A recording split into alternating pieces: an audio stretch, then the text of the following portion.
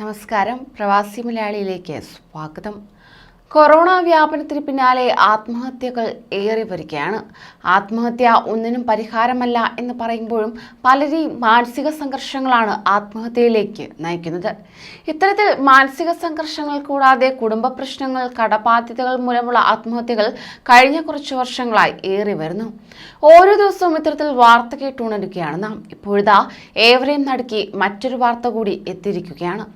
ഗൾഫിലുള്ള പ്രതിശ്രുതവരനുമായുള്ള ഫോൺ സംസാരത്തിനിടെ പിണങ്ങിയതിനെ തുടർന്ന് കഴുത്തിൽ കുരുക്കിടുന്ന ചിത്രങ്ങൾ വാട്സാപ്പിൽ അയച്ചു കൊടുത്ത ശേഷം യുവതി തൂങ്ങി മരിച്ചു. പായ്ക്കുഴി കന്നേലിത്തറയിൽ സലീം സബീന ദമ്പതികളുടെ മകൾ സുമയ്യയാണ് മരിച്ച നിലയിൽ കണ്ടെത്തിയത്. വയസ്സ് 18. കൊല്ലം ഓച്ചിറയിലാണ് സംഭവം നടന്നത്.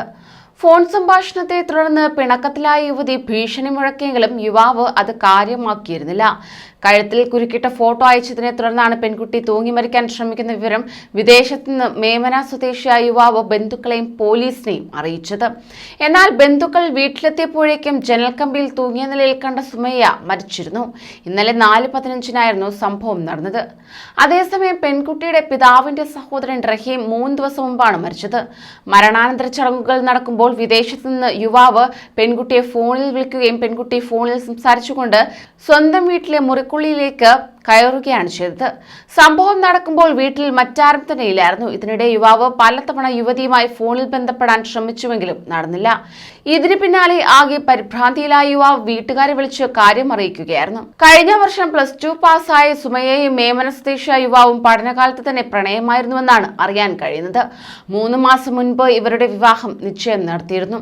മൃതദേഹം കരുനാഗപ്പള്ളി താലൂക്ക് ആശുപത്രി മോർച്ചറിയിൽ സൂക്ഷിച്ചിരിക്കുകയാണ്. ഓച്ചിറ പോലീസ് കേസെടുത്തു. മൃതദേഹം ഇന്ന് പാരപ്പള്ളി മെഡിക്കൽ കോളേജ് ആശുപത്രിയിൽ പോസ്റ്റ്മോർട്ടം നടത്തും. പെൺകുട്ടിയുടെ മൊബൈൽ ഫോൺ പോലീസ് കണ്ടെടുത്തിട്ടുണ്ട്. ഫോണിലെ വിവരങ്ങൾ സൈബർ സെല്ലിന്റെ സഹായത്തോടെ പോലീസ് ശേഖരിച്ചു വരികയാണ്. സംസ്കാരം എന്ന സഹോദരൻ ഇർഫാൻ. കൂടുതൽ പ്രവാസി വാർത്തകൾക്കായി ഈ ചാനൽ സബ്സ്ക്രൈബ് ചെയ്യൂ.